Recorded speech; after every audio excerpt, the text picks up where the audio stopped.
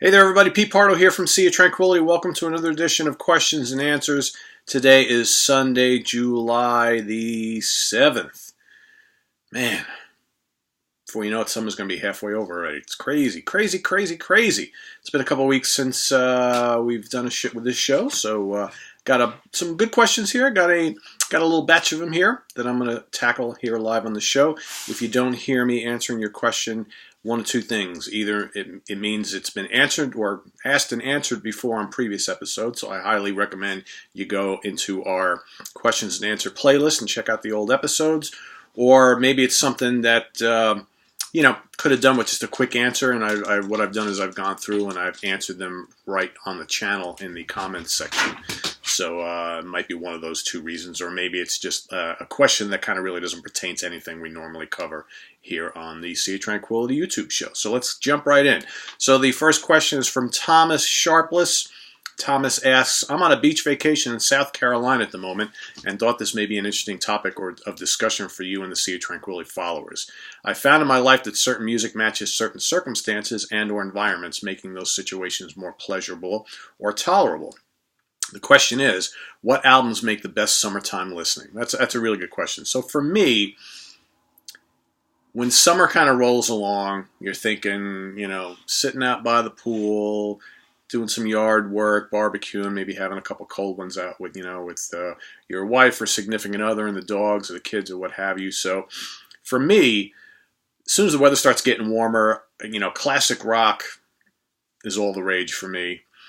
Blues, jazz. I still listen to a lot of metal when the weather's warmer, but I tend to, if I'm out by the pool, chilling out, I'm a big Southern rock guy. I love listening to Southern rock music in the spring and summer. So the Allman, Skynyrd, 38 Special, Blackfoot, so on and so forth, right? Molly Hatchet, all that kind of stuff, Marshall Tucker Band, what have you, Charlie Daniels, that sort of thing. But I also really dig listening to the Rolling Stones, all right? Exile on Main Street is a great summertime album, in my opinion. Love the old Doobie Brothers stuff in the summertime. I can listen to any, Captain and Me, Toulouse Street, the Vices album. All those early albums are great for summertime listening. Journey. My wife's a big Journey fan, so we wind up listening to a lot of Journey in the summertime around by the pool. Kansas. Okay, if we're going to go a little proggy, I like listening to Kansas in the summertime. Like I said, a lot of blues players, Bonamassa, Buddy Guy, maybe old John Mayall, that sort of thing. I can listen to jazz totally in the summertime, not any time of year. But so all that kind of stuff for me, when the weather gets warmer, that's the kind of stuff that I tend to gravitate towards a little bit more. From Armadeo Eichberg, favorite cover art by your trio of faves, Black Sabbath, Deep Purple, and Whitesnake. For me, it's Mob Rule, Stormbringer, and Love Hunter, respectively. Conservatively, please choose your least favorite covers from the three.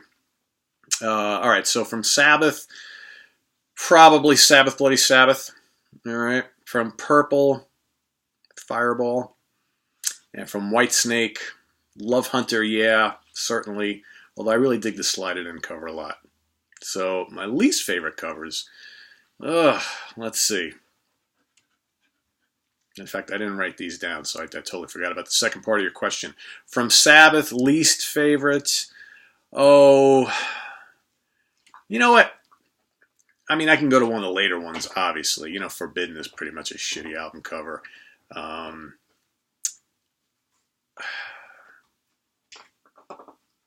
Seventh Star. I love the album. Not a great album cover by any means. What else? The Paranoid album cover is pretty crappy, too. Nobody ever wants to say that, but it's pretty crappy. From Deep Purple, they had a lot of crappy album covers. Let's see. Jesus. Maybe the Bananas album cover. That's pretty lame.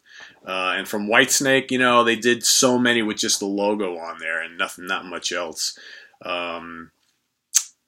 Let's see. Yeah, the Ready and Willin' album cover, that's all right. Nothing spectacular. The 87 album cover is kind of iconic to a lot of people. Could have done a little more there. I don't know. There's some shitty ones on both sides, absolutely. From Alex L. Pete, how do you like the Uriah Heep rock and roll medley from the early period live set? I do not like it. I think it does not suit them. I'm curious, what do you think? I never liked it either. You know, it's funny. You listen to that live, you know, the 73 live album, which is fucking fantastic, right? And then all of a sudden, like late in the set, they launch into these, you know, 50s tunes.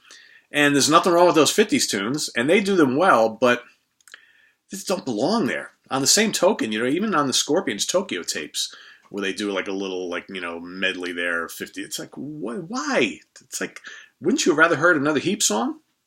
Original song, where they had so many great ones on those first couple albums, right? So yeah, I didn't like it at all. I know they played that for they played a medley for a bunch of years. I never understood why. And it just, for me, it just kind of throws the whole momentum of the set off. And I felt the same way on the Scorpions live album. So I don't get it. Not sure why they wanted to do that. From Johnny Pero, just got home from Grass Pop Metal meeting, and what do you do? Or what do you do? He says, watch this Q&A, of course. All right.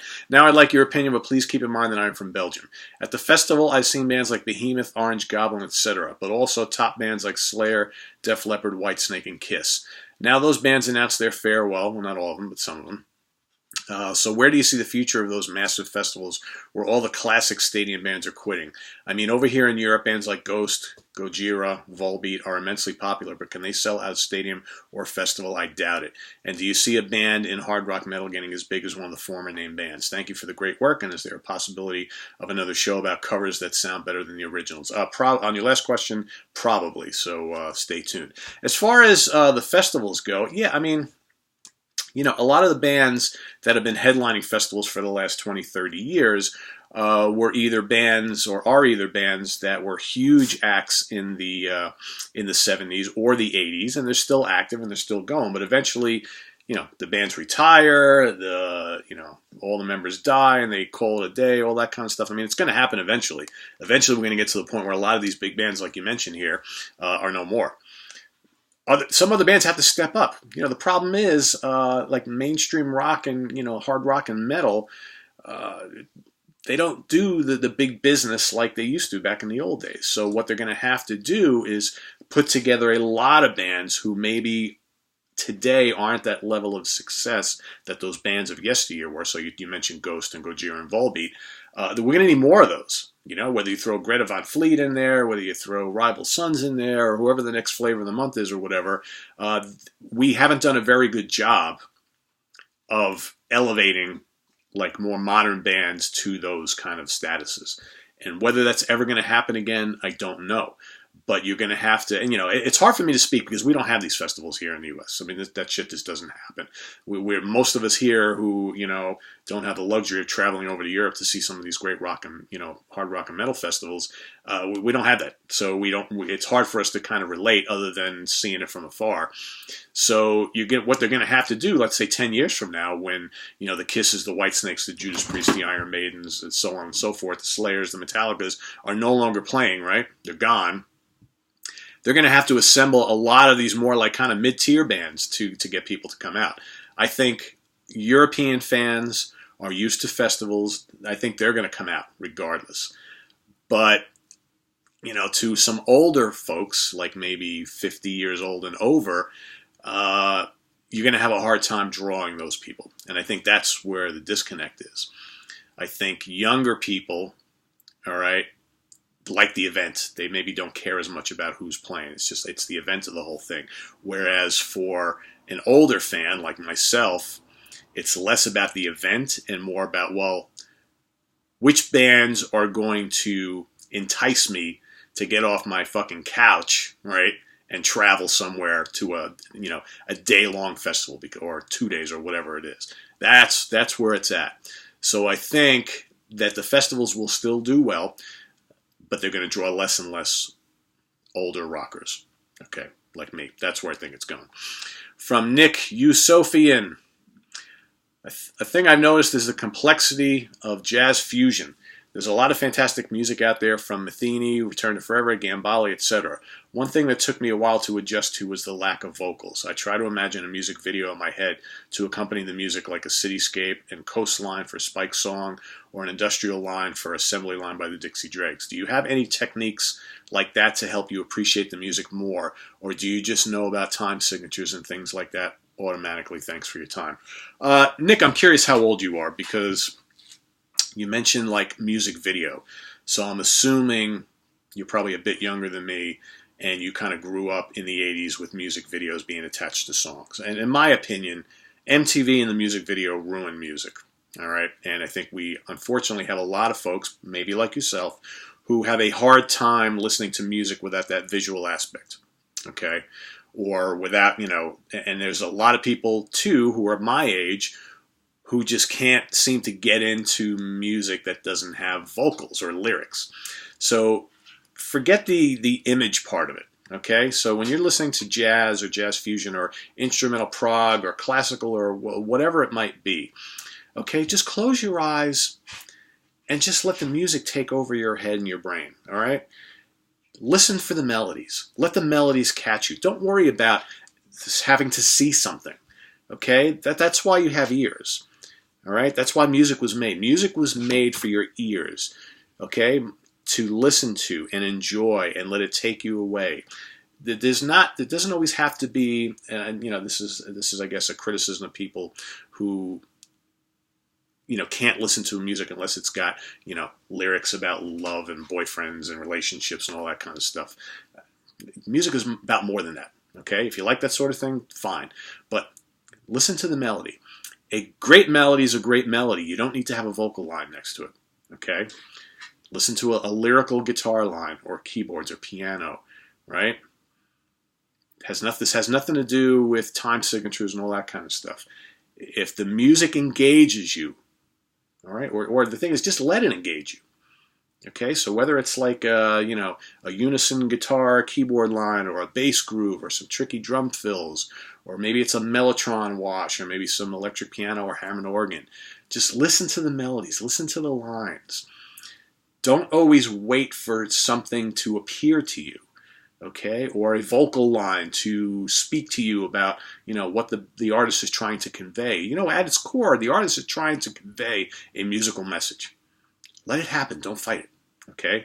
So for all of you out there, and Nick, I'm not meaning to kind of pick on you here, because I get it, all right? But forget the music video aspect of it. Forget an image of something. Just close your eyes and let the music take you away. It's what it's all about. That's why people make music, all right? Or at least traditionally anyway, especially jazz, all right? From Cherry Carter, hi Pete, love your videos and memories. You refresh your opinion. I was a teen guitarist but labored at getting any good whilst my best friend went on to being handpicked by Brian May for the lead guitar for We Will Rock You. Very cool. He practiced in our school days every day and lived guitar. My question is musical ability inherent in somebody? Is it in the genes, or can anybody make it if they try hard enough? Some seem to pick up music easier than others, who slog away but never progress beyond fair to middling ability. Hope this flexes your gray matter in answering. Cheers, mate. There are some people who just have it in them from the get-go. I mean, how many times you see it all over YouTube and everywhere? You see these, 5, 6-year-old kids who are shredding on guitar or playing amazing melodies on piano. It's just, some people are just born with that knack, right? However, anybody can take up an instrument, whatever it might be, and if you put the hours into it, if you put the passion into it, and you have fun with it, you can get better. Some people, like myself, okay, I just play for the fun of it. I've been playing since I was 15 years old. I'm not very good. Do I wish I was a lot better? Sure I do. But you know what? Music for me was always kind of a nice little hobby. I like collecting guitars. I like playing. Do I play an hour every day? I certainly don't. Sometimes a week goes by where I played maybe 15 minutes, all right? And there's some weeks where I'm playing every day. But it's fun for me, and it's fulfilling for me. And that's really all that matters. Are you getting out of it what you want? All right. If you are someone who's driven, you really want to become accomplished on an instrument, you got to put the time in. You got to practice. It doesn't just happen. Yes, there are certain instances. Let me tell you something. Those young kids that we're talking about earlier, I guarantee you they're playing like 5, 10 hours a day. There's a reason why they're that good. All right. So if you really want to be excellent and proficient on an instrument, you have to put the time in. You got to practice, and you got to want to learn.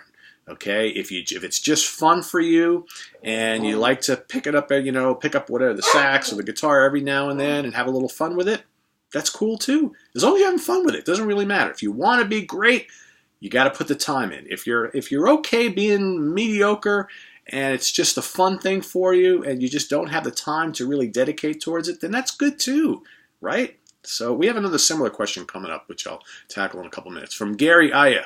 Aehai, however you say it. Hey Pete, for every band you have in your collection, it really seems you have the entire catalog. I see the massive amount of CDs shelved behind you, and my question is, do you ever have trouble deciding what to listen to? I have a decent collection of CDs and vinyl, and I get brain locked on what to listen to and end up turning on the radio. The choosing thing drives me crazy. Thanks for your channel. I'm a fairly new subscriber and really like your videos. Dude, if you have a big CD collection, Gary, and you are getting confused as to what to play and you're turning on the radio, you're really limiting yourself, because quite frankly, you have a better collection, I guarantee it, than whatever the fuck they're going to play on the radio. Okay? So you're basically limiting yourself to a fraction of what you might enjoy out of your own collection. Don't overthink it. You know what I used to, a perfect example. When I go to the gym almost every day around lunchtime. Okay, so what I do is, on my way to the gym, I got 2 iPods. You see all the music I have, and I have a lot more than this. I have 2 160 gig iPods with a good, decent-sized chunk of what I own on there. All right, 2 of them. On my way to the gym, I'm already thinking about what I want to listen to. And a lot of times what I want to listen to is inspired by maybe a review I wrote in the morning, something I read on the internet, or something I saw on Facebook or whatever. It's like, so you know what, I get to the gym, I already know that I'm going to listen to Black Sabbath Mob Rules, or I'm going to listen to Alan Parsons Project, iRobot, or something like that. And I walk in and I listen to it. If you really can't decide and it drives you crazy, you know what I used to do sometimes? I would walk over to my wall, I'd put my hands over my eyes, I'd walk up, point, and I'd walk towards the wall, and wherever my finger stopped on, that's the CD I would play. All right? If that doesn't work for you, here's a better idea. All right? Hopefully, if you have like a little MP3 player, or if you can go out and get an iPod, you can still find them out there. Go, put all your stuff in iTunes, download it to your iPod, and just play that on shuffle. Right? Don't turn on. There's nothing good. I mean, I hate to say don't support radio, but the problem is radio doesn't have anything to offer anymore. Okay? So by doing that, you spent good money on this collection. Listen to it. Or you know what you do? And by the way, yeah, it seems, you mentioned it earlier, it seems like I have entire catalogs by bands. Yeah, I'm pretty notorious for that. In most cases, that is true. Maybe just, 1 week you pick a band and say, okay, you know what, I have 5 CDs by Led Zeppelin. I'm going to listen to Led Zeppelin for the next couple days. Right? Or the Stones, or the Rush, or whoever, whatever your poison is. There's a lot of ways to get over the whole kind of brain lock about, oh my God, what should I listen to? Okay, don't let someone else do it for you. Listen to what you want to listen to. From Robert Presti, great show as always, Pete. Love Comic Book Geezer channel as well. Great. Comic Book Geezers. Check it out if you haven't. It's my other channel that I got. Just recently moved to Westchester, the Hudson River Valley area of New York. Cool. Neighbor. Big change from Brooklyn. Yeah, I'm a Brooklyn kid as well. I was born in Brooklyn. Love the beauty of the area. You can't beat it up here. Was wondering if you can recommend some good music clubs in the area for live music, and also some picks for top record stores, as I would like to support local shops and bands. Recommendations. He says, I'm actually in Hastings on the Hudson, so relatively close to New York City, but would love to branch out to local clubs in the Hudson Valley, Westchester. Well, I can't speak of Westchester. I don't really go to Westchester for anything, and I don't really go to New York City that much anymore. But some places, Irving Plaza, not a huge fan of it in general, just because of the way it's laid out, but a lot of bands play there. Okay, especially hard rock and metal. So I don't really know what your cup of tea is. But as far as like up here, so you're living in Hastings, so you're less than an hour from where I live. I'm in Orange County. The Chance in Poughkeepsie, New York is a great place to go. A lot of bands play there. Okay, mostly rock, hard rock and metal. Do get some pop bands there. The Falcon in Marlborough, New York. A lot more jazzy stuff. Okay, jazz and rock, a little bit of avant-garde, some funk. All right, so go to the Falcon, Marlboro, New York. If you're interested in kind of local talent, maybe jazz, maybe blues, little funk, R&B, and some rock, the Warehouse in Newburgh, New York is a fine place. A lot of local acts from the New York area. The brewery at Orange County Hops also has live music on the weekends, mostly jazz, some rock, and roots rock and blues. Daryl's Place is a little music club in Pauling, New York. A lot of name acts go there, okay, especially like jazz and rock. And it's a small place, but very cool. Also, as far as like record shops, the only one I really go to is Rock Fantasy in Middletown, New York. He's got a ton of vinyl. He's got a lot of CDs. He's got, excuse me, he's got pinball machines up the wazoo. He's got band and concert T-shirts and pins and patches and smoke shop stuff, everything like that. That's Rock Fantasy in Middletown, New York. So that's some cool places you can go check out. From the Dallas Space Cowboy, my question, in your opinion, what is the difference between hard rock and heavy metal? People often say bands like Deep Purple and Led Zeppelin are metal, yet somehow bands like AC/DC and Rush are not, even though they aren't any less heavy than the former. Others say these bands are all just hard rock, so where should we draw the line? For me personally, where I think there is a difference, I don't think it matters too much. While I think there is a difference, I don't think it matters too much. It's all just heavy rock to me. I mean, you know what, Dallas? That's kind of the opinion I've been going the last bunch of years. But here's the today. Here's where you draw the line. You know, in the 70s and in the 80s, a little bit of a different story. But I think once like thrash and death metal and black metal and power metal came into play in the 80s, that was the difference maker. Because if you go back to the 70s, you know, you listen to, I mean, and granted, you know, Black Sabbath. That's as, you know, you can easily call that metal, but there's a lot of Black Sabbath stuff that's just good old-fashioned hard rock, right? But Black Sabbath was kind of like where it all began, you know, that Judas Priest. That's the birth of heavy metal there. But like in the 80s, you know, with bands like, you know, Metallica and Venom and Slayer and Celtic Frost and Death and, you know, Merciful Fate and Possessed and, you know, Sabotage, you know, a lot of those kind of bands, Anvil, Raven, that's heavy metal, okay? And I think that the seeds for heavy metal, and we could do a whole show on this, were planted by, like I mentioned, Sabbath and Priest, you know, and then you had Maiden, you know, right? That's metal. That stuff is heavy metal. But, you know, like Aerosmith, never heavy metal. AC/DC, in my opinion, never really a heavy metal band. Sure, some of their stuff is really heavy. You know, the Back in Black album, that's pretty damn metallic. But AC/DC are a great hard rock band. Okay? Rush, probably never really a metal band. Although a lot of metallic stuff, right? You know, you look at those kind of mid-late 70s albums. But Rush were a hard rock / prog band for the most part. Okay? Deep Purple. You know, other than like In Rock, which is a pretty heavy album, they're a great hard rock band. Led Zeppelin too. You know, again, we like to kind of put tags on things, and we like to say, well, where did the birth of heavy metal come from? And you know, Deep Purple, Zeppelin, you know, Uriah Heep, Sabbath, you know, Blue Cheer, Mountain. You know, the birth of heavy metal. That's where the heavy riffs started coming in. But those bands, most of those bands were just great hard rock bands. So these days, does it really matter a hell of a lot? I think nowadays most people see metal as, you know, death metal bands, black metal bands, you know, metalcore, power metal. That's metal, right? Everything else kind of is like more hard rock. But you could dissect this and talk about this topic for ages. It's a good one. But you know, does it really matter? It's like, I think when you hear a metal song, you know metal. But, you know, you go back into the 80s, you know, like bands like Cinderella and Bon Jovi and, you know, Tesla and Rat and Poison. Was that really metal? Probably more hard rock, right? From Stephen Race. Hey, Pete, as always, love your Q&A shows. Thank you, Stephen. And as you may well know, major music collectors like us that have been working on their collections for many years know that your jewel case discs get cracked and pretty scratched up from wear and tear with age. I'm in the process of replacing all my jewel case CDs with brand new plastic, including replacing the clear tray inserts. Call me an extremist. but my discs look brand new, and this certainly does enhance the look of those hundreds of iconic album covers. And yes, of course, it's expensive to do, but well worth the effort. I guess my question is, have you ever done this, or would you ever consider doing this for your collection? I mean, seriously? I will tell you, though, Stephen, I keep my CDs in excellent shape. It's very rare. Usually they don't get cracked from my handling. They usually get cracked, excuse me, guys, and I didn't bring my water this morning. They usually get cracked either from when I order them and they show up at my house, they're cracked in the mail, and then I replace them.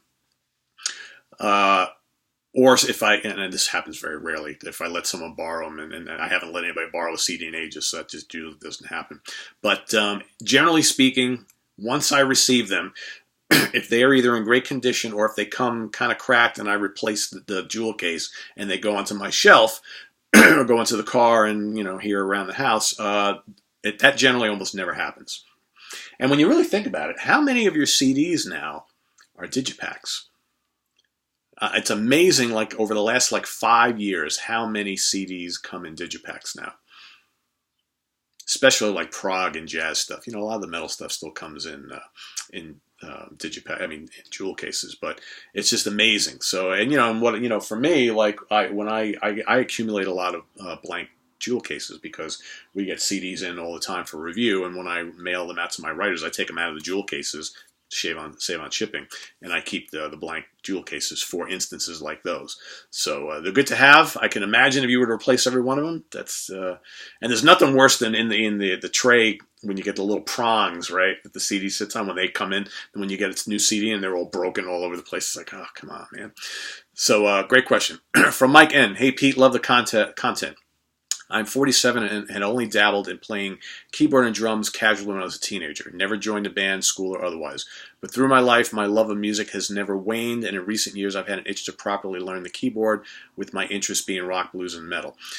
Do you think I should put the time in to get good, or is it too late for an old dog to learn new tricks? Mike, this goes back to the earlier question we had. You're never too late. You're never too late. And even if you don't get great, all right, it doesn't matter as long as you enjoy it. So if you feel strongly that you want to learn and dive in deeper, do it. Worst case scenario is, you find you don't have the time for it, or you're not progressing like you like. But as long, I'll use myself as an example again. I'm not a very accomplished guitar player at all. Okay, but I have fun with it. Would I like to be better? Sure. But I love feeling the guitars. I like making some noise. I like learning riffs and stuff. I love looking at my guitar collection, okay? That's what matters to me. So whatever matters to you. I would say that can't teach an old dog new tricks. Well, that might be true for a lot of things. You can certainly learn, right, an instrument.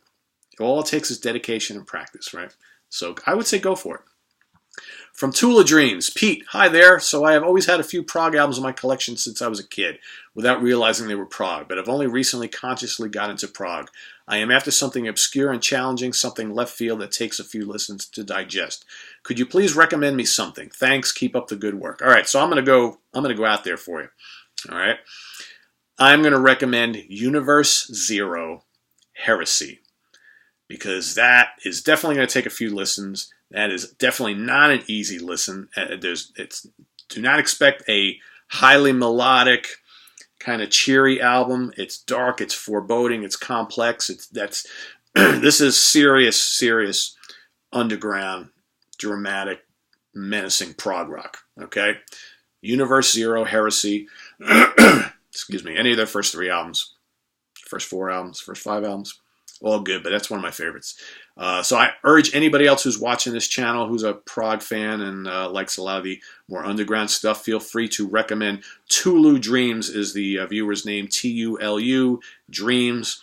Feel free to give him or her any recommendations. That's mine for today. From Scalagrimmer Kvoltfulson. How many times have I done this, Scalagrimmer? Kveldelson.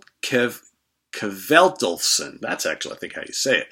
Hi, Pete. As somebody who reviews prog releases on a regular basis, do you use the website www.progarchives.com as a source of information? If so, what do you think about its overall quality and the subgenre labels that they use, like eclectic prog, crossover prog, heavy prog, and so forth? Thank you, and have a nice week. I do go there quite often, Scalagrammer. Not really so much for their labels, subgenre labels. I really never. Until you mentioned it, I never. And I've been there thousands of times. I almost never look at that. What I use them for is for like album information, because they're very good at posting up a cover shot of the album, the track listing, and everybody who plays on the album. You know, release dates and all that kind of stuff. They're awesome for that. I don't read the reviews so much, because I don't really know who these people are who are reviewing the albums on there. But as far as like a great place to go, and they do a wonderful job of having like whole discographies of bands on there, and they show all the albums and all the album information, and they got reviews. So it's for me, it's a great place to go to if I'm like interested in information on like a recent or older prog band, or maybe I get something in for review. I didn't get much press information. I have to go find the track listing, instead of just looking and typing, I go copy from there, and all that kind of stuff. But a wealth of information there. They do a fine job on that site. From Kip Lambert. Pete, what do you think of Riot? Do you prefer Guy Speranza or Rhett Forrester? I saw Riot open for Rush in '81, as did I. It was during the Fire Down Under tour, but Rhett had taken over the vocals by then. Really sad that we lost these two underrated singers way too soon. Exactly. Ever hear the later albums by Riot, like Inishmore? I thought, although it was a far stretch from Riot's original rock roots, still not a bad venture into prog metal. Yeah, I've always liked Riot. I even like the Riot V stuff that's going on now. Again, band has changed drastically over the years, right? And there's nothing like those early albums. But I don't, and I haven't listened to all of them. They have so many albums, it's crazy. But for me, I kind of prefer the Guy Speranza stuff from the first couple albums. Rock City, Narita, Fire Down Under. Narita and Fire Down Under, pretty damn great. But Rhett Forrester is great as well, and Restless Breed, Born in America, and Thundersteel. Those are awesome albums too, but pretty different.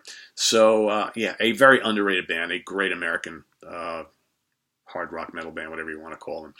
From Marty Martin, and Fire Down Under is one of the greatest hard rock records of that era. If you haven't heard Riot's Fire Down Under, you need to. It's awesome. From Marty Martin, Pete, what do you think of Eddie Trunk and his opinions, seeing as you're from the New York area as well? In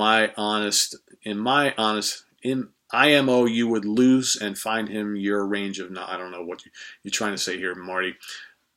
IMO, you would loose and find him with your range of knowledge.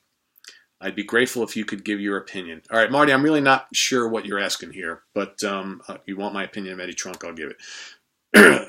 Eddie's very good at what he does. Eddie's had a great amount of success. He's a very, very popular figure here on the East Coast, and he had a very popular radio show for many years, and now he's got an internet radio show, or is a satellite show. I'm losing track where he's at now. He had that VH1 show. I met Eddie once. He wasn't very nice to me. He kind of cast me aside pretty quickly. It was a while ago. And I think Eddie's very knowledgeable on the bands that he is very knowledgeable on. With Eddie, you know what you're going to get. He's a big fan of like 70s and 80s hard rock and metal. He's got his favorite bands like UFO and Van Halen and Motley Crue and, so on and so forth. And is Eddie all-encompassing, and does Eddie, listen to like, extreme metal and prog rock and jazz and all that kind of stuff? I don't believe so. But Eddie's very good at what he does, and he knows a lot of people in the industry. He's tight with a lot of, big-name rock stars, and that's cool. So he does what he does. I try not to have much of an opinion on Eddie. It's like he does what he does, I do what I do. I've had numerous people kind of ask a similar question, how do I compare myself to Eddie Trunk? I'm not Eddie Trunk. He's not me. I do something totally different here. And, we're both knowledgeable in things that we like, and that is what it is. So, from the Inspired Amateurs, I've been a fan of Robert Wyatt for a while now, and I'm interested in checking out his old band, Soft Machine. Wow, you're a fan of Robert Wyatt. You haven't listened to Soft Machine? You should. Well, I'm going to help you here. I'm not sure if you have spoken about them before. I have, but I'm happy to do so again. Do you like them? And if you do, can you recommend a good starting point? Okay, so Soft Machine, great band. Okay, with Wyatt on drums. Volume 2, third album. That's the one I would get first. The third album is great. It's more of a jazz album, like a fusion album, avant-garde fusion. The fourth album is great. Post Wyatt, okay? Even though he's not in the band, you should still check out the sixth album, the seventh album, and Bundles and Softs, okay? So Volume 2, third, fourth, sixth, seventh, Bundles, and Softs. Those are kind of my favorites, all right? Got half of those with Wyatt, half without. Great band, by the way. Blackbird's Wrath. A year or so back, you did a video titled The Death of the Rock Star, where you elaborated on how the vitality of rock music within the mainstream stratosphere has diminished over the past several decades. It's a great video, though one thing I felt you overlooked was the social aspect of it. After all, a large reason that the genre thrived and developed to the extent that it did was influenced by the attitudes of the artist and those around them, as well as the issues concerning their time. So it'd be interesting to hear your thoughts on what within the cultural mindset of the public in modern times would have caused later generations to turn away from rock in increasing numbers and move towards pop and trap music. Forgive me for the wall of text. I mean, times are obviously different. And I think we have to take into account that artists are different. We have social media now. I think in the old days, a lot of rock stars, obviously there was no social media, so what was their platform? Their platform was television, magazines, and the concert stage, right? So, and they milked it. They made the best of it. So, I think, to me, it seemed like simpler times back then, and rock stars or musicians or music stars were more apt to make public appearances. They maybe felt more at ease with their surroundings and things like that. That's not the case anymore. I think everybody's afraid, who's the next guy in the crowd who's going to pull out a weapon or something like that. And everybody's, conscious about being filmed with the cameras and the phones and, because everybody's and they're all over social media. So, who needs to make a public appearance anymore when you can have an Instagram page or a Facebook page and whatever, a YouTube channel, and you can just talk to, people right from there. So that kind of live out there, I'm a star, it's kind of diminished a bit. But, you mentioned, but however, like, pop stars, rap stars, country stars, they're at all the awards ceremonies there because that's the popular, that's the mainstream. Tala, quiet. That's the mainstream, okay, right now. A lot of the rock and hard rock and metal, stars, so to speak, it's not really mainstream music. And we don't deem them as the... She's not liking this question, I guess, Blackbirds. So it's totally different now. And I think social media, has a lot to do with it. And I know I've kind of skirted about the question here, but it's just a different time. It's a different time. And, you look at the top-selling albums or top-selling songs, it's not filtered with, rock and roll anymore.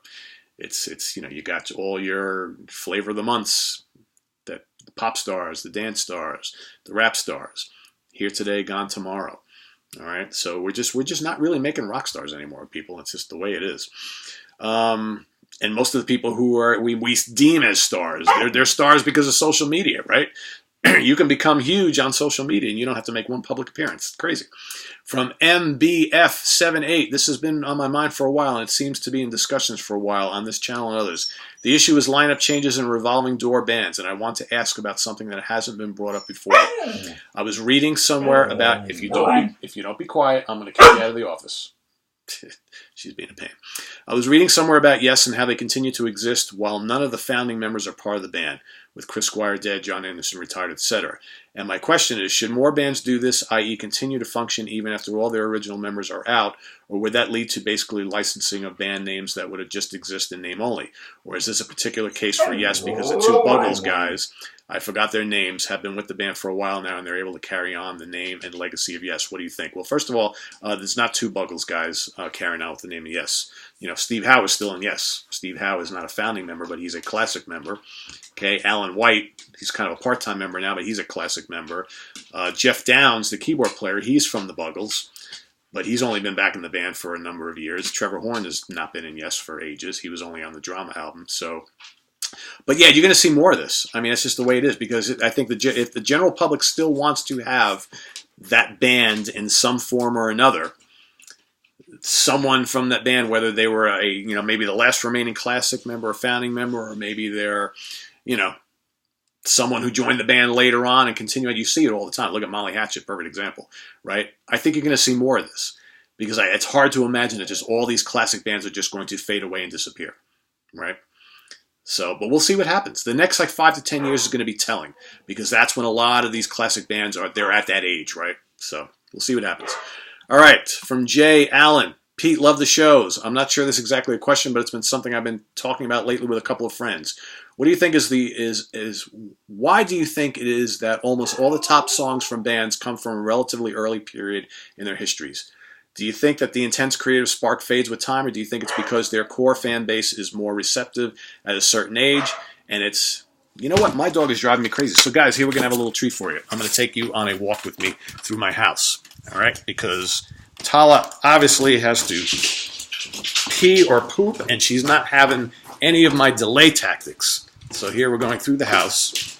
All right? So I can let this crazy husky out so she stops bothering me. There we go. Done. All right. I will continue from here. See that? You guys are getting a little the Pardo house here. All right. Where were we? Okay. Let's try Jay again. Hi, Pete. Love the shows. I'm not sure if this is actually a question, but it's been something I've been blah, blah, blah, blah, blah. Okay. Why do you think it is that almost all the top songs from bands come from a relatively early period in their histories? Do you think the intense creative spark fades with time, or do you think it's because their core fan base is more receptive at a certain age, and it's us and not so much the songs that have changed?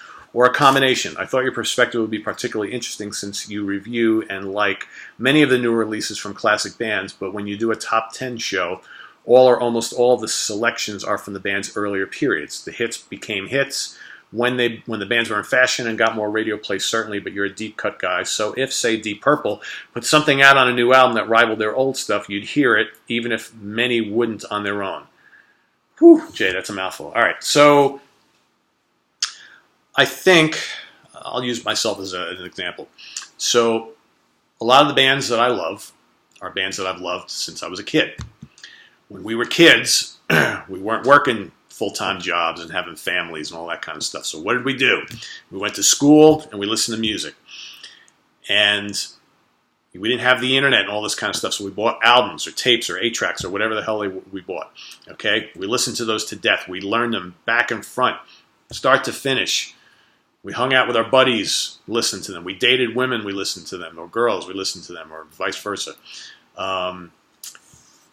And it just... that's the music and the songs that just became ingrained in our minds, in our souls, in our lives, right? It made up a very important part of our lives where, we're younger, we're sponges, and that's the stuff that really resonated with us, okay, over the formative part of our lives. As we get older, okay, while many of us may follow some of these older bands and the newer music that they're putting out, not everybody listens to it with the same fondness, all right? Because they know all that stuff so much better. So, and for a lot of people, the hits became the hits, and that's what they like. And you gotta understand, a lot of older people, 45 and up, 50 and up, whatever you want. The majority were brought up on radio, not as much albums. So they like what they like based on what they heard on the radio, and the radio was the soundtrack to most people's lives. So I think that, and you could probably say the same thing for, let's fast forward to the 80s and 90s and the 2000s. It's like, I think younger people tend to gravitate towards, a band that comes out, they like their music, and in most cases, the creative juices for a band when they first join together are at their peak, okay? I think younger folks today tend to not be as loyal to their favorite bands as we were when we were kids. Okay, so it's like the flavor of the month type of thing. So to kind of get back to the core of your question, it's like, while I use Deep Purple, I love a lot of the more recent Deep Purple albums and songs. Same thing with like Uriah Heep, Judas Priest, name all these, Iron Maiden, all these bands that are still putting out really good new music. But what's the stuff that really, when I talk about what are my favorites, okay, it's the stuff that I was totally into when I was a kid, where I know every guitar line and I could, hum the melodies and I remember the riffs and all that kind of stuff. It's like, because that's the stuff that's ingrained in your brain from when you were a kid, from that sponge period, right? I may love a lot of the recent stuff, like the most recent Uriah Heep album, okay? Love it. It's great. Great songs on there. But if you can ask me what my 10 favorite Uriah Heep songs of all time, of course I'm going to pick the stuff from when I was a kid, from those, first 10 albums or whatever, because that's the stuff I know so well, and I have 40 years of history with, as opposed to something I have a year with. Okay? Hope that answers your question, Jay. From Jamie Laszlo. Why is it that so many rock fans in their 50s refuse to discover new bands? This is like a continuation of the last question. They seem to live in their little bubble and, for the most part, don't listen to anything that came out after 1990. Is it because finding about new bands takes too much work, or do they just dislike most new music?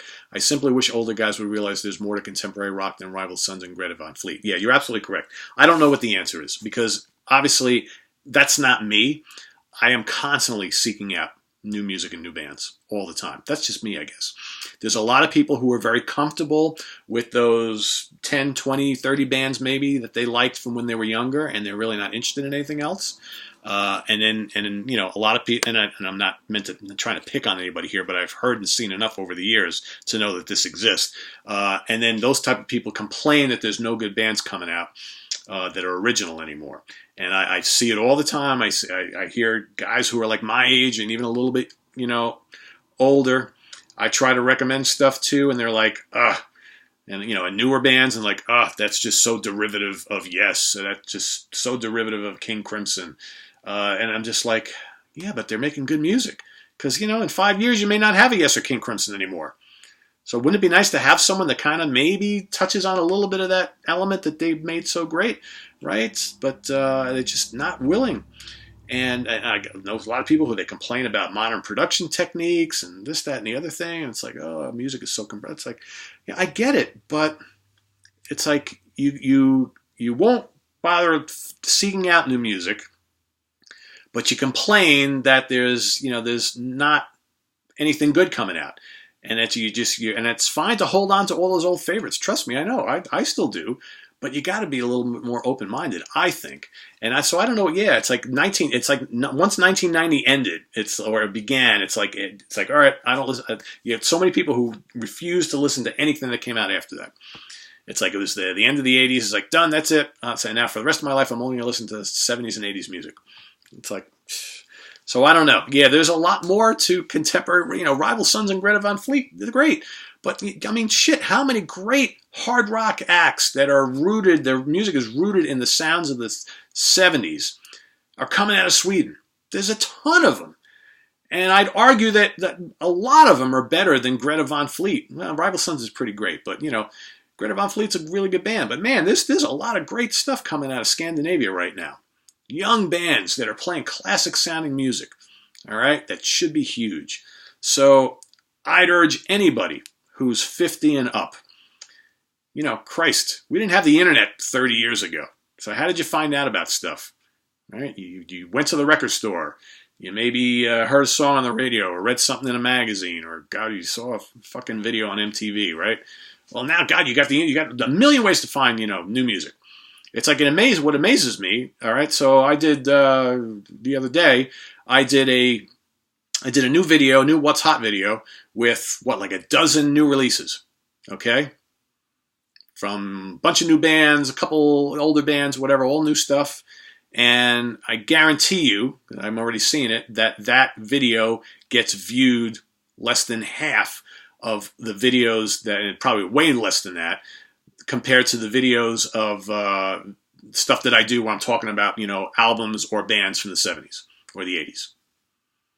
You know, we've got like almost 7,000 people who subscribe to this channel. We've got over 1 million views, but there's such a huge percentage of the people who watch this channel who just have no interest in new music. They want to hear me talk about Led Zeppelin and Black Sabbath and Blue Oyster Cult and Rush and Thin Lizzy and, you know, UFO. And I'm happy to do that because I love them. But God, give the new band some love, guys, you know? So yeah, I don't understand. I don't get it. All right. But it is what it is. I just think that people reach a certain age and they're just not unwilling to change and accept anything new. It's just the way it is. And our last question from Patrick King. Hey, Pete, love your videos. Just wondering what you think of the British power metal band Dragon Force. I know they get a lot of crap for being over the top and cheesy, but musically I think some of their material is amazing. Your thoughts? I mean, they are amazing players, right? You know, the first 3 albums, when I first heard them, I was like, whoa. You know, Valley of the Damned, Sonic Firestorm, and Inhuman Rampage. Some great playing on there. Over the top playing. Those guys can shred on guitars and keyboards and, you know, whatever. But for me, that formula got like old really quick. And I don't think I've listened to like their last probably 3 albums. I mean, you know, I listened to a couple, maybe 2 more after those first 3, and I just got burnt out on it. For me, you know, when their early albums, when they were just, you know, it's good European style power metal with lots of a progressive mindset, but then all of a sudden that kind of like video game shit started creeping into the music. It's just like, you know, fast for fast sake, all sorts of weird noises, and after a while I was just like, ugh, you know.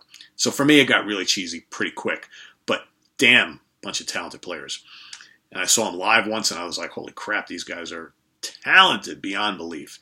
But those first 3 albums, pretty damn good, right? And there's some good stuff on the subsequent albums, but for me, the cream of the crop of those first 3, and after that, it got a little too cheesy, a little too kind of gimmicky for me. Just my opinion. Anyway, that's it, guys. This is on the web at www.seatranquility.org. We're on Facebook. We're on Twitter. Of course, we're on the mighty YouTube often. So lay in your questions for next show. It'll be the next week or 2 weeks from now, and I'll get to some of them. All right? And we'll see you real soon, right? All sorts of stuff coming up this week. Top 10 songs, daily classic album war, you know, all the good stuff. So don't miss out on any of it. We'll see you real soon. Bye-bye.